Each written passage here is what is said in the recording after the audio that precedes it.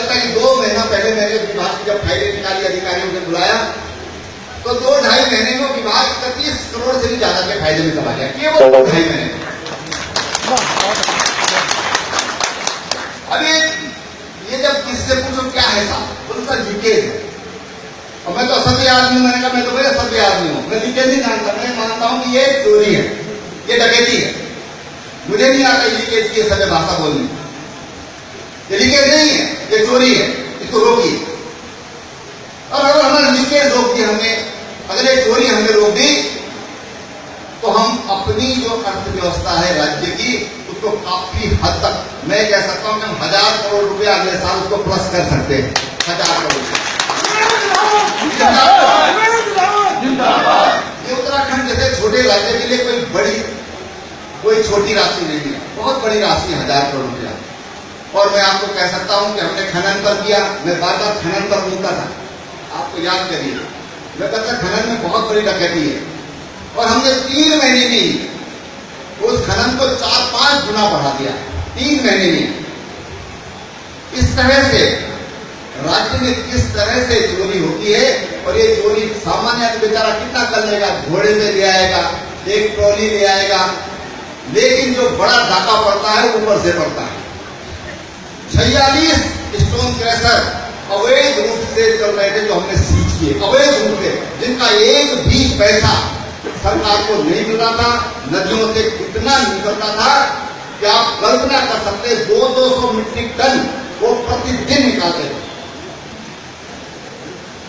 अब आप कल्पना करिए कहां जाता था। 4 साल में मैंने हिसाब लगाया तो उसका लगभग 350 करोड़ रुपया एक ही स्टोन क्रशर से चोरी हुआ है। कैसे चोरी होती है? और मैंने जो बात कही शुरू में, तो हम ऊपर ठीक करना होगा, नीचे धीरे धीरे अपने आप ठीक हो जाएगा। एकदम नीचे भी ठीक होने वाला नहीं है, लेकिन ये धीरे धीरे ठीक होगा, ये मैं आपको विश्वास दिलाता हूं। जहां तक बहनों भाइयों विकास की बातें हैं, मेरे पास इस क्षेत्र की मैंने काफी कुछ सोच विचार करके यहाँ के लिए ये पूरा क्षेत्र एक दूसरे से जुड़े, हमारे रास्ते शॉर्ट हो, हमारी इस क्षेत्र की शिक्षा में तरक्की हो, रोजगार में तरक्की हो, उसके लिए हम लोगों ने प्रयास किए हैं। इस बीच में हमारे देश प्रदेश में हमारे यहाँ मिडिल की जो एजुकेशन है, माध्यमिक की जो शिक्षा इंटरमीडिएट तक की बहुत अच्छी है, डिग्री कॉलेज में जो शिक्षाएं हमारी अच्छी हुई हैं, और लगभग IIT से लेकर IIM से लेकर NIT से लेकर सभी बड़ी शिक्षा संस्थाएं जो देश में है, मेडिकल इंस्टीट्यूट से लेकर ये सारी बड़ी संस्थाएं हमारे राज्य में हैं। लेकिन 3 चीजें हमारे राज्य में नहीं थी। एक, फैशन डिजाइनिंग का निफ्ट जिसको बोलते हैं, बड़ी संख्या में यहाँ से बच्चे देश के कोनों कोनों में पढ़ने के लिए जाया करते थे, और इसलिए हमने निफ्ट का सेंटर ये उत्तराखंड में हम लाए हैं। अब भूमि की तलाश हो रही है, कहीं भूमि मिल जाए तो उसका काम शुरू होना है। निफ्ट के लिए पैसे की व्यवस्था करती है, पैसे की कोई प्रॉब्लम नहीं है, निफ्ट का सेंटर। दूसरा, हमारे पास प्लास्टिक टेक्नोलॉजी पर कोई भी संस्थान उत्तराखंड में नहीं था।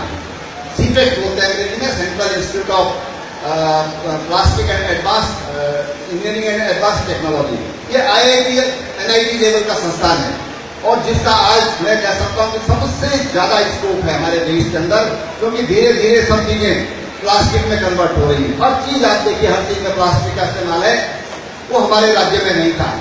और उसके लिए हमारी, भगवान चाहेगा तो शायद इसी साल हमारी क्लासेस शुरू हो जाएगी, और उसके लिए डोईवाला का ही हमारा स्थान भी, हमने तो डोईवाला का ITI उसको चुना है। और तीसरा संस्थान, हम चाहते कि हमारा प्रदेश एक पर्यटन प्रदेश बने। हमारे यहाँ 4 धाम यात्रा मार्ग माननीय प्रधानमंत्री जी ने हमको दिया है, 12,000 करोड़ रुपया उसका लगने वाला है। हमको केदारनाथ और बद्रीनाथ तक रेल लाइन दी है, हमको टनकपुर से लेकर बागेश्वर तक रेल लाइन के लिए हमारा प्रक्रिया चल रही है। जो 4 धाम यात्रा मार्ग है पूरा हमारा टनकपुर से लेकर पिथौरागढ़ तक, ये पूरे मार्ग हमारे स्पीकर पर काम चल रहा है, जिन पर टेंडर हो गया। रेल लाइन कर्णप्रयाग तक के लिए टेंडर हो गया है, उस पर हमारा काम चालू हो गया है। लेकिन पूरे दुनिया के लोग हमारे पास आएंगे। इस बार माननीय प्रधानमंत्री जी को मैंने आग्रह किया कि आप केदारनाथ यात्रा पर आइए कपाट खुलने पर। मैंने माननीय राष्ट्रपति महोदय से अनुरोध किया कि आप बद्रीनाथ के कपाट खुलने पर आइए।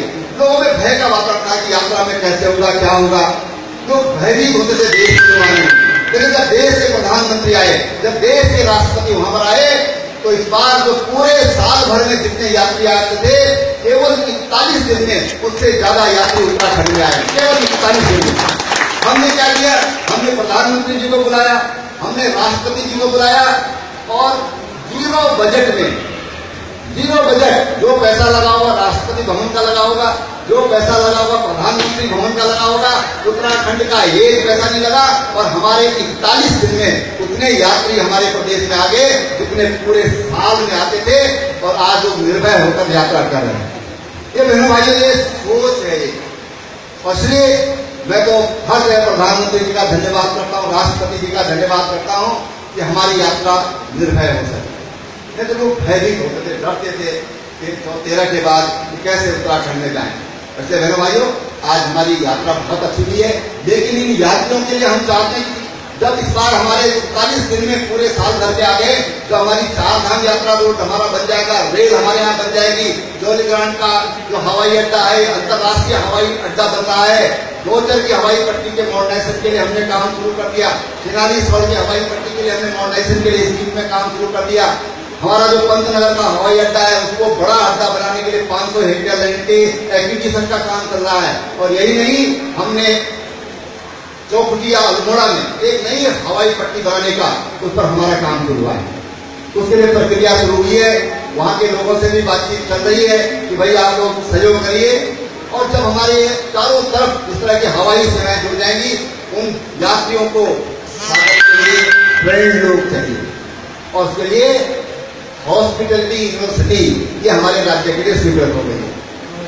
ये 3 संस्थानों की हमारे राज्य में कमी थी, वो तीनों संस्थान इस 3-4 महीने में, अब तो 4 महीना हो गया, लेकिन मुझे लगता है कि 2 ही महीने में हमने काम कर दिया था। ये महत्वपूर्ण संस्थान जो हमारे राज्य में, जिनकी हमको कमी पड़ती थी, आज हमारे राज्य में ये कह सकते हैं कि शिक्षा का क्षेत्र हो, पर्यटन का क्षेत्र हो, तकनीकी का क्षेत्र हो, मैनेजमेंट का क्षेत्र हो, तमाम जो प्रोफेशनल जहाँ से तैयार होते हैं, ऐसे हमारे राज्य में किसी भी संस्थान की कमी आज उत्तराखंड में नहीं है, ये आप कह सकते हैं।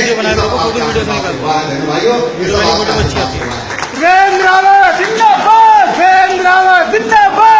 अब रही विधानसभा की बातें, तो विधानसभा की मैंने कहा कि धीरेन्द्र कुमार जी को मैंने इसके से इनको पहचानते ये धीरेन्द्र कुमार जी को मैंने केवल एक काम दिया है कि डोईवाला विधानसभा की जो भी समस्याएं हैं, जो भी डिमांड्स हैं, आप ये 24 घंटे उपलब्ध रहते हैं, आप इनको दे सकते हैं। आपने इनको दे दिया तो समझ मुझे दे दिया, क्योंकि मुझे पूरा राज्य देखना है। मुझे हफ्ते में 2 दिन दिल्ली भी जाना पड़ेगा अगर राज्य के लिए कुछ करना है। हमारी इनकम इतनी नहीं है, हमको तो दिल्ली से पैसा लेना है, उसके लिए मुझे दिल्ली में हफ्ते में 2 दिन लगाने होंगे, तब कुछ होगा, तब कुछ मैं लेकर आ सकूंगा। और फिर मेरा मिलना जुलना थोड़ा कम रहेगा, कम हो गया है, रहेगा क्या, कम हो ही गया है, स्वाभाविक बात है। जिम्मेदारियां ज्यादा बढ़ गई है, काम ज्यादा जिम्मे आ गया है। आज सुबह 6:30 बजे से निकले हुए, 6:30 बजे से निकले हुए, व्यस्तता ज्यादा हो गई है। लेकिन मैं आपको विश्वास दिलाता हूं कि डोईवाला विधानसभा के आप सब बहनों भाइयों से मुझे कहना है कि कोई भी बात है आप इनसे कह दीजिए। आप ये तो यहाँ पर हमारे मंडल अध्यक्ष पूरन जी है, जिलाध्यक्ष संजय जी है, राज्यपाल जी है, किसी को भी जो भी कार्यकर्ता यहाँ पर है वो चिट्ठी मेरे तक पहुंचनी चाहिए और उस पर हम लोग एक्शन लेंगे।